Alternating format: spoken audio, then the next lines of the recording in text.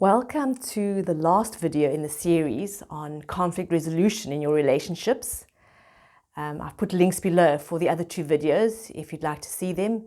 And these are the 8 principles that can support you when conflict arises in your relationship, so that you can find healthy, skillful ways to resolve the conflict, to find a solution, to find creative ways of having your needs met and deepening connection and intimacy and joy in your relating.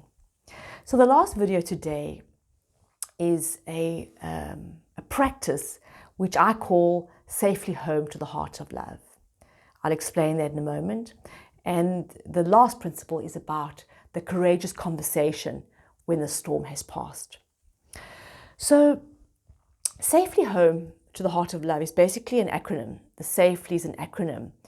And when we get upset and we have conflict in our relationship, as I said in other videos, when we stop, we recognize, okay, I'm really upset. Just stop, pause, do nothing. It's time to take space and come back to yourself. Why? Well, have you tried to engage with your partner when you're upset? Okay. We usually go into some kind or some version of the fight or flight response. We're either shutting down, freezing, we're either arguing, getting really frustrated and going to fighting mode, or we're going to nice person, smile, people pleasing, fawning, and sometimes we just want to get away. Cheers, I'm out of here. Okay, that often happens when we get triggered in conflict. But there are other ways that we can find, learn, use that are much more skillful and actually lead to deepening intimacy, to healing, to connection, and to growth in our relationship. There are many, many ways to do that. The important thing is to come back to yourself, okay? And this map, Safely Home to the Heart of Love, is a map that has come to me, that I have used to help me find my way back home when I'm lost, entangled, emotional, upset, just away from myself, really lost and entangled and confused in chaos. How do I find my way back home to myself? Just me, in my little bubble of just me, my world, the only thing really that I can control or change or have any true power over is what's happening inside of me. Because I've learned in relationship, if we're trying to sort our stuff out through the relationship, it doesn't work. It just puts too much pressure on the relationship. It's like if you got a candle with a glass lid over. Eventually the oxygen's going to run out. Okay? So if I'm trying to sort all my stuff out just through the relationship, it's not going to survive. It robs the oxygen away. But if I take that lid off and I just come back to myself, then find ways to resource myself, whether it's talking to a friend or a counselor, a therapist, resourcing myself, finding this pathway, then I am able to find out what's really going on inside of me. What do I need to see? What is wisdom showing me? And how do I come back and re-engage from a place of calmness, of presence, with more wisdom, with more understanding? There's a lot more possible. So that's the point of practicing this acronym, Safely Home to the Heart of Love. So the Safely is a 6-step process to come back home. And the word safely is the acronym.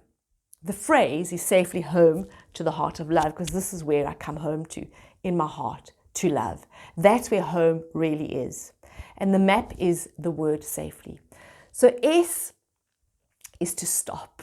Again, come back, okay? Stop, pause, a sacred pause. Just stop.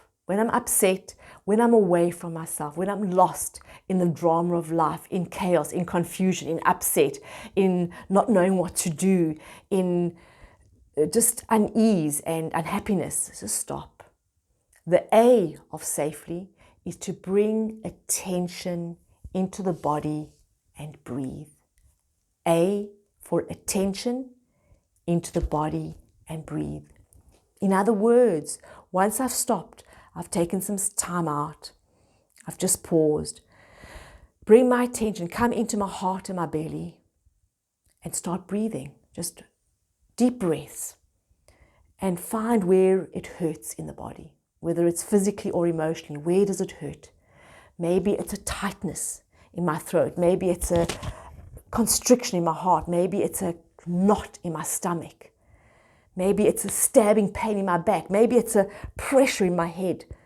Take your attention to the body and breathe. That's it. Just that. Attention in the body and breathe. Long, deep breaths if you can. This helps the third step, which is the F of safely, which is feeling. When I'm in my body and breathing, I have more capacity to feel what is here.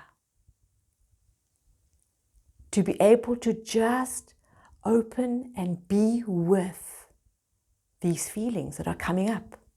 This anger, this sadness, this frustration, this irritability, this numbness, this sorrow. And what helps is breathing and staying in the body. If I go up into my mind, into the story, into what happened, and just go around spinning, I'm not present. The feelings are not being met. And feelings are just energy. They also have messages for us. And that energy wants to move, and the breath helps the energy to move. So when I'm feeling this tightness in my chest and I bring my attention here and I just breathe and I just keep breathing, suddenly I'm aware of a deep sadness. Maybe tears will come. Maybe I'll want to, scream out something or moan, whatever the energy, how it wants to express.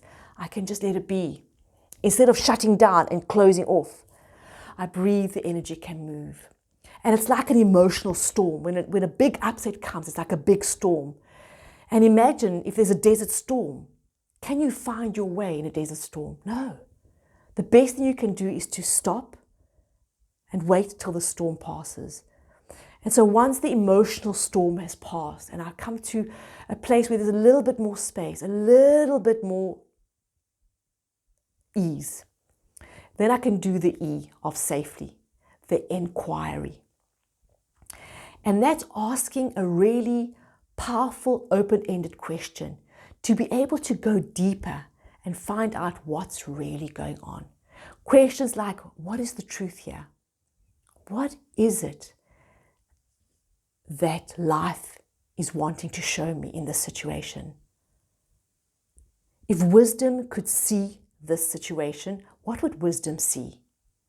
It's to ask open questions, not why or what should I do or is this the right thing? That's a closed question. An open question is asking for clarity, for deepening understanding, for clear seeing, for truth ultimately. We're asking for truth. And then the L is listening. And that's really a resting back, relaxed, open presence to just listen, to allow something to emerge and reveal. And notice I'm not going to find it with my mind and going to understand and analyze and figure it out. It's the exact opposite. I'm actually resting back, I'm relaxing, I'm opening, and I'm listening. I'm being present for whatever comes up. Maybe it's an image, maybe it's a phrase, maybe it's just a knowing. Maybe it's something I want to just journal. And eventually, after all that, you come to rest in the why, which is the you. I mean, not the you, the why of safely. You, the true you. Perhaps when you do this process, something else is revealed. Maybe there's a little bit more space. Maybe there's a sense of, okay, Whatever this is, it's okay. Maybe there's a sense of a comfort or an okayness with what is, a sense of just being with what is. Maybe there's a sense of something opening. So this is the journey that Safely Home can take you. And actually, I'm going to do one more video because this is a long one already, and I really want to give time to the last principle. And so I hope you'll join me for, this will be the last one, for the last video in this 8 principles that I've been sharing with you at how to resolve conflict.